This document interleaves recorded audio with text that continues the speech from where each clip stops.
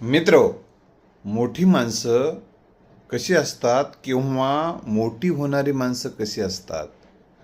स्वतःच्या कर्तृत्वाने मोठी माणसं इतिहास घडवतात.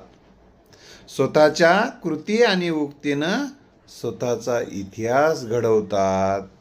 मला कोणीतरी मोठं म्हणा, मला कोणीतरी मोठं करा म्हणून ते रडत बसत नसतात. काही जणांना असं वाटते की यानं यावं मला मोठं म्हणावं, त्यानं यावं मला मोठं म्हणावं, त्यानं यावं मला मोठं करावं, आणि तू काय करतोस? मित्रो, आपला इतिहास आपण घडवायचा असतो. त्यासाठी ध्येयाचा ध्यास घेऊन वाटचाल करायची असते. ध्येयाचा ध्यास घेऊन वाटचाल करा, थांबू नका. जो थांबेल तो संपेल.